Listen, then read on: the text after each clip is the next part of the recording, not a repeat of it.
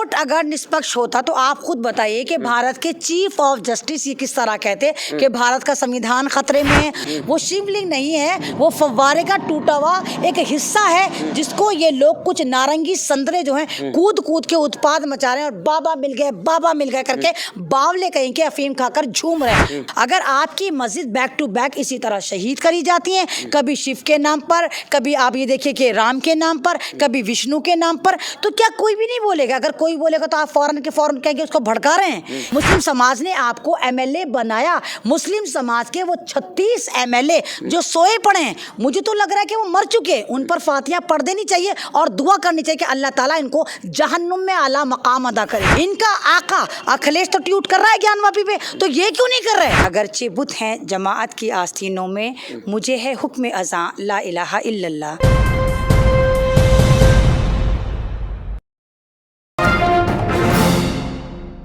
आप देख रहे हैं न्यूज़ एमएक्स, मैं आपके साथ राशि। जिस तरह से लगातार जो है ज्ञानवापी मस्जिद को लेकर मामला जो है सुप्रीम कोर्ट तक जा चुका है। लगातार एक पक्ष जो कह रहा है कि शिवलिंग का दावा कर रहा है, कह रहा है कि जो है बाबा मिल गए हैं, लेकिन जो दूसरे पक्षकार जो है मुस्लिम पक्ष के लोग कह रहे हैं कि जो फव्वारा है, तमाम मुद्दे हैं, सुप्रीम कोर्ट फैसला करेगा कि आखिर जो है इस पर फैसला क्या लिया जा रहा है। लेकिन तमाम मुद्दे पर बातचीत करने के लिए हमारे साथ अमर रिजवी, इनसे बातचीत करते हैं, मुखर होकर बात रखती हैं कि ये क्या सोचते हैं। मैडम, किस तरह से देख रही हैं? लगातार जो है दो भागों में बट गया लोग, सुप्रीम कोर्ट का फैसला आना बाकी है, किस तरह से देख रही हैं आप?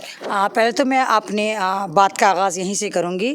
ये दौर अपने बराहीम की तलाश में है, ये दौर अपने बराहीम की तलाश में है। सनम कदा है जहाँ ला इलाहा इल्लल्लाह। अगरचे बुत हैं जमाअत की आस्तीनों में, अगरचे बुत हैं जमाअत की आस्तीनों में, मुझे है हुक्म अज़ां ला इलाहा इल्लल्लाह। जैसे आपने कहा कि ज्ञानवापी मस्जिद में एक बहुत तेज़ एक मुद्दे को हाईलाइट करा जा रहा है, और ये अभी से नहीं हो रहा, ये पूरा नरेटिव सेट करा जा रहा था। पहले एक तरह से मीडिया में ये बात फैलाई गई कि यहाँ पर ये है, इस तरह है, इस तरह है, फिर सर्वे का ड्रामा करा गया, फिर जिस तरह फव्वारे को शिवलिंग में तब्दील कर दिया गया, तो ये मुस्लिम समाज के लिए बहुत जन्नाटेदार तमाचा है। उन लोगों को अवेयर हो जाना चाहिए, उनको याद रखना चाहिए कि उनके ऊपर एक जुल्म 28-29 साल पहले बाबरी मस्जिद के नाम पर तोड़ा जा चुका है। वहाँ भी आस्था के नाम पर इसी कोर्ट ने फैसला दिया था। वहाँ कोई हिंदू नहीं आए थे, वहाँ कोई बीजेपी आरएसएस ने कोई फैसला नहीं करा था। वहाँ हमारी मस्जिद को ख़त्म करने वाले, मस्जिद का अस्तित्व ख़त्म करने वाले जो था ये कोर्ट ही था। और फिर दोबारा यहाँ पर कोर्ट की एंट्री कराई जाती है, और कोर्ट को देखिए कैसे आनन फानन वजू खाने को ब्लॉक कर दिया जाता है, वजू खाने को सील कर दिया जाता है। कोर्ट को तो मैम सब लोग मानते हैं, लोग कह रहे हैं निष्पक्ष है कोर्ट, कोर्ट पे सवाल आप लगातार उठा रही हैं। कोर्ट अगर निष्पक्ष होता तो आप खुद बताइए कि भारत के चीफ ऑफ जस्टिस ये किस तरह कहते कि भारत का संविधान खतरे में है। वो किस तरह कहते भारत की जनता से कि जाग जाओ, भारत का संविधान खतरे में, भारत की जुडिशरी खतरे में, भारत की जुडिशरी के साथ जिस तरह व्यवहार करा जा रहा है, जिस तरह उठापटक करी जा रही है। दिल्ली दंगे आपको याद होगा, दिल्ली दंगों में जब एक जज ने ये कहा था कि रागनी तिवारी और कमीन मिश्रा एक आतंकी है, तो किस तरह रातों रात उनका ट्रांसफर कर दिया गया था। तो कोर्ट भी निष्पक्ष नहीं है, उनको भी कुछ कहीं ना कहीं लालच दे दिया जाता है, कभी सत्ता का दे दिया जाता है, कभी मंत्रालय का दे दिया जाता है। और जिस तरह आप देखिए कि काशी के कोर्ट में जिस तरह फैसला दिया गया, और जिस तरह सुप्रीम कोर्ट ने उनको हटवाया, वहाँ से हटा दिया गया, उनको ट्रांसफर कर दिया गया, और सुप्रीम कोर्ट ने जिस तरह कहा कि नहीं, ये मुसलमानों का जन्मसिद्ध अधिकार है कि मुसलमान यहाँ नमाज भी पढ़ेंगे, और नमाज के लिए क्योंकि सबसे अहम जुज़ इंपॉर्टेंट होता है कि आप वजू करें। जब वजू करेंगे जब भी तो नमाज पढ़ेंगे। वजू खाने को सील कर दिया गया। नहीं, वजू खाने को सील करने को सुप्रीम कोर्ट ने मना कर दिया है कि आप वजू खाने को सील नहीं करेंगे, क्योंकि मुस्लिम समाज वहाँ पर वजू करता है। और सबसे बड़ी बात अभी आप देखिए कि एक बहुत बड़े काशी के महंत जो है राजेंद्र तिवारी, उनका बयान आ रहा है कि वो ज्ञानवापी मस्जिद में खेला करते थे उस फव्वारे के चारों तरफ। वो खुद कह रहे हैं कि वो शिवलिंग नहीं था, शिवलिंग कह के उसको वो ना करा जाए, वो शिवलिंग नहीं है, वो फव्वारे का टूटा हुआ एक हिस्सा है जिसको ये लोग कुछ नारंगी संतरे जो हैं कूद कूद के उत्पाद मचा रहे हैं और बाबा मिल गए करके बावले कहीं के अफीम खाकर झूम रहे हैं। वो फाउंटेन था। और जिस ज़माने में शिवलिंग कर रहा है कि ओरिजिनल शिवलिंग था, ये था, और मुग़लों ने जो है मुग़ल बादशाहों ने ये वाला मंदिर तोड़कर यहाँ पर बनाया था। तो इन जाहिलों को बताओ कि जब ये मस्जिद बनी थी, फाउंटेन बना था, तब मुग़ल नहीं थे। और जो फाउंटेन था वो सीमेंट का था, उस वक्त सीमेंट था भी नहीं, ये फाउंटेन तो सीमेंट का था, यानी ये बाद में बनाया गया। और फाउंटेन इसीलिए बनाया गया था कि एक पोखर टाइप का एक छोटा सा पाउंड या छोटा सा तालाब बनाकर वहाँ पानी को एक तरह से प्रिजर्व करा जाता है। तमाम मुद्दे हैं जिस तरह से असुद्दीन वैसी मुखर होकर के बोल रहा है। कुछ लोग कह रहे हैं कि मुसलमानों को भड़का रहे हैं, वो कह रहे हैं कि बाबरी हमारे यहाँ से जा चुका है, ज्ञानवापी हम जाने नहीं देंगे।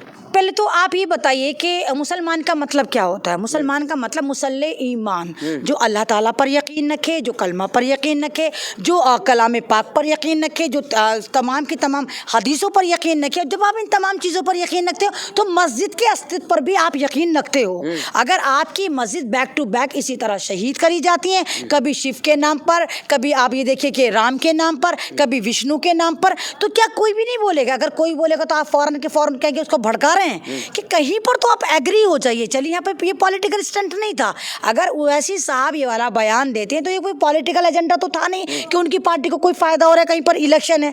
तो यहाँ मस्जिद का मामला है, और मस्जिद हर मुसलमान की निशानी है, उसकी पहचान है, और हर मुसलमान का फ़र्ज़ है कि उसकी हिफाजत करे। ठीक है मैम, लेकिन सवाल तो ये भी हो रहा है कि तमाम और भी मुस्लिम नेता है वो बोल नहीं रहे हैं। लोग कह रहे हैं कि भाजपा संरक्षण मिला है वैसी को। तो नहीं, वो लोग इसलिए नहीं बोले ना, उनका ज़मीर, उनकी आत्मा मर गई है। अब आप ये देखिए ना, उत्तर प्रदेश में 36 एमएलए चुनकर आए, बीजेपी से तो नहीं थे वो, और उन 36 मुस्लिम एमएलए को वोट ना तो दलितों ने दिया होगा, ना यादवों ने दिया होगा, ना मुस्लिम समाज ने आपको एमएलए बनाया। मुस्लिम समाज के वो 36 एमएलए जो सोए पड़े हैं, मुझे तो लग रहा है कि वो मर चुके हैं। उन पर फातिहा पढ़ देनी चाहिए और दुआ करनी चाहिए कि अल्लाह ताला इनको जहन्नुम में आला मकाम अदा करे। क्योंकि आप मुसलमानों के लिए नहीं बोल पाते, लोगों के लिए नहीं, बिल्कुल उनको जहन्नुम मिलनी चाहिए। जब आप अपने अस्तित्व के लिए नहीं बोले, या तो आप अपने नाम चेंज करके धर्म चेंज कर लें, आपको कोई नहीं रोक रहा। लेकिन अगर आप इस धर्म में हैं और एक रेपुटेटेड पोस्ट पर हैं, आपको एमएलए, मंत्री, एमपी क्यों बनाया जाता है? ताकि आप उस समाज की अगुवाई करो, आप उस समाज को सिक्योर करो, आप उस समाज के लिए आवाज उठाओ। इन लोगों ने उठाई नहीं उठाई? इनका आका अखिलेश तो ट्वीट कर रहा है ज्ञानवापी पे, तो ये क्यों नहीं कर रहे? तो सवाल इनसे पूछना चाहिए कि तुम जो सारे के सारे मर गए हो, एक लाशें बन गए हो, तो तुम्हारे पे धिक्कार है। मुस्लिम समाज को इन पर फातिहा पढ़ देनी चाहिए। ठीक है मैडम, लेकिन जिस तरह से लगातार जो है हिंदू पक्ष कह रहा है कि बाबा मिल गए, वही जो है केशव प्रसाद मौर्य कह रहे हैं कि अगर मक्का में खुदाई कर दिया जाए वहीं में मक्केश्वर मंदिर निकल जाएगा। मैडम हाँ, तो मक्का में चले ना खुदाई करने। नहीं चले, अगर इनकी माँ ने वाकई इनको दूध पिलाया, ये अपनी माँ की दूध पी कर आए, अव्वल बात तो अपनी माँ की औलाद ही सारे के सारे गुफाओं की औलाद हैं, चाहे मंत्री हो चाहे सारे के सारे ये वो नारंगी संतरे हैं जिनको सिर्फ नफरत पिला पिलाकर पाला जाता है। और इनसे कहा जाता है कि तुम कोई भी संविधान की बात नहीं करोगे, तुम कोई भी इंसानियत की बात नहीं करोगे। हाँ, तुम हिंदू मुस्लिम करोगे, खून खराबा करोगे, मुसलमानों का खून चूसोगे, मुसलमानों के मैटर में आती है तुम नरभक्षी बन जाओगे। तो बिल्कुल सही, मैं तो कहती हूँ चलना, इसके बाप में हिम्मत है, इनके इन संतरों में हिम्मत है, चलो मक्का, चलो जाकर खुदाई करो, चलो मक्का, किसने रोका है? चलो सबके सब चलो, मैं चलूंगी तुम्हारे साथ, मैं भी तो देखूंगी कि वाकई तुम कितने जिगरे वाले हो। अरे वहां की तरफ मुंह तो कर दिखाओ, तोड़ना खुदाई की तो बहुत दूर की बात है। लगातार जो है सुप्रीम कोर्ट तक मामला जा चुका है, मुस्लिम जो है प्रूव करने में है, कह रहे हैं कि फव्वारा है, लेकिन कुछ लोग कह रहे हैं कि वो जो है शिवलिंग है, गौरी मिल गया, गौरी इंतजार कर रही, तमाम अलग अलग बयान आ रहे हैं। राशिद, मेन बात यह है कि बाबरी मस्जिद के इशू को नियर अबाउट 29 ईयर्स हो चुके हैं, 29 साल पहले उसको शहीद करा गया था। उसके बाद इन्होंने 2-3 बार उसका शिलान्यास भी कर दिया। बाबरी मस्जिद का मामला यानी राम मंदिर का मामला थोड़ा ठंडा पड़ता जा रहा है। अब मोदी जी तो वहाँ तसले लेके जाएंगे नहीं, योगी तो तसले लेके जाएगा नहीं कि सीमेंट के कट्टे उठा कर लेके जा रहे हैं कि भाई नाम मंदिर बन गया, ये बन गया। तो अब इसके लिए इनको दूसरा कोई पार्ट टू, इनको कोई सीन क्रिएट करना, और दूसरी तरफ इनको मुद्दों से भटकाना है। जिस तरह भारत की करेंसी नीचे जा रही है, जिस तरह आपको भी याद होगा कि प्रधानमंत्री ने हमारे एक बात कही थी, जब ये प्रधानमंत्री नहीं थे, इन्होंने कहा था भाइयों और बहनों, जिस मुल्क की मुद्रा गिरती है उस मुल्क की मुद्रा नहीं प्रधानमंत्री खुद गिरता है। तो अब इनसे पूछो प्रधानमंत्री आप खुद गिरे या कौन गिरा या पार्टी गिरी? तो इन्होंने इन तमाम झोलों को छुपाने के लिए, इन तरफ से मुद्दे हटाने के लिए कहीं तो ज्ञानपीठ लिया है, कहीं बाबा का बुलडोजर लिया है, कहीं हिंदू मुस्लिम लिया है, कहीं खरगोन मुसलमानों को मार रहे हैं, कहीं आप देखिए कभी कुतुब मीनार पे आ गए। अब एक और नया इनका भगवा बंधन निकल कर आया कि जी जामा मस्जिद में भी फलाने धमाके ढिनकाने पैदा हुए थे। तो इस तरह पैदा होते रहेंगे क्योंकि इनको भारत में कुछ दिखाना है और कुछ इन्होंने करा नहीं। तो ये तो या तो नए नाम बदलेंगे, अब ताजमहल में भी पैदा हो गए तो इनको जाहिल सुल्तान के भी कहा जा रहा है, सब जगह पैदा होंगे। मैंने कहा ना मुसलमानों के तमाम जितने भी हिस्टोरिकल पैलेस हैं उनमें कोई ना कोई पैदा होगा। लेकिन इन भक्तों को ये नहीं पता कि भारत की जो टूरिज्म में आय होती है वो इन चीज़ों से ही होती है, चाहे वो ताजमहल हो, लाल किला हो, जामा मस्जिद। अभी आप देखिए कि लाल किले पे भी ये ड्रामा होने वाला है। लाल किले पे भी 2-4 भगवान पैदा होंगे। भाई 33 करोड़ भगवान थे, कहीं ना कहीं तो पैदा होंगे। लेकिन वो 33 करोड़ भगवानों का दूत मुझसे कहकर गया ख्वाब में कि अमन रिजवी हम सेंट्रल विस्टा के नीचे खोद कर देखो कई लाख मंदिर बनेंगे। नहीं मैडम ठीक है, लेकिन जिस तरह से लगातार जो है कोर्ट ने भी फटकार सुनाया था ताजमहल वाले मुद्दे पे, तो इस पे भी लोग भरोसा जता रहे हैं कि कोर्ट फैसला करेगी कि वहाँ पे क्या था। नहीं, कुछ लोगों को जलील होने का ज्यादा शौक होता है। कहते हैं ना कि लातों के भूत बातों से नहीं मानते, तो ये वो जलील संतरे हैं कि जलील होकर ही मानेंगे। तो अभी कोर्ट ने जैसे ताजमहल में कहा कि ये कहता हम शोध करेंगे, तो दामाद है जैसे बीजेपी के घर दामाद है ना, वो ऐसे ही लोग होंगे जो कह रहे हैं कि नहीं उनको नाम मात्र मुसलमान होंगे, मुसलमान का टैग कर रखा होगा।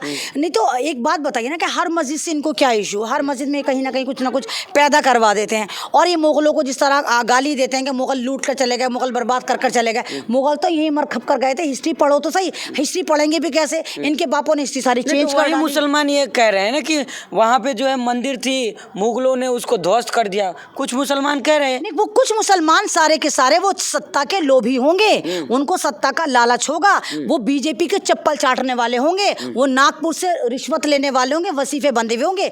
असली मुसलमान ये वाली बात कह ही नहीं सकता कि अल्लाह का घर मंदिर तोड़कर बना, क्योंकि मेरा कलाम पाक इस बात की शहादत देता है और गवाही देता है। और मैं इस बात की शहादत देती हूँ कि मेरे कलाम पाक में ये नहीं मेंशन कि किसी मजहब का कोई स्थान तोड़ के, उनका धर्म स्थान तोड़कर वहाँ पर मस्जिद बनाई जाए, ये वाला मेरे मजहब नहीं देता। और ना मेरा मजहब ये कहता कि मैं किसी मजहब को गाली दूं। और यही वजह, आप आज तक बता दो किसी मुसलमान ने क्या हिंदू मजहब को गाली दी? क्या किसी मुसलमान ने इनके देवी देवताओं को गाली दी? क्या किसी मुसलमान ने कहा कि इस मंदिर को तोड़कर हम मस्जिद बनाएंगे? ये तो सारे के सारे नारंगी संतरे जो हैं यही उत्पाद मचा रहे हैं। नागपुर की नाजायज औलाद है कि यहाँ पर ये पैदा हो गया, वहाँ पर हम हनुमान चालीसा पढ़ेंगे, वहाँ पर ये करेंगे। आपको तो खुद पता है, आपके चैनल पे तिलकधारी आते हैं, उन तक को तो हनुमान चालीसा नहीं पता। तो तुम लोगों को खुद तो हनुमान चालीसा पता नहीं है और तुम मस्जिदों में बैठ बैठ के हनुमान चालीसा पढ़ोगे, उसके सामने पढ़ोगे। तो मुस्लिम समाज तो तब भी कह रहा था, मैं खुद कह रही हूँ कि अगर आपको हनुमान चालीसा पढ़ना है, आप आइए मस्जिद के अंदर आइए, टोपी लगाइए, वजू करिए और 5 बार हनुमान चालीसा मुसलमानों के साथ पढ़िए। लेकिन खुदारा अमनो अमान बनाए रखिए। ये भारत है, इसे गुलदस्ते की तरह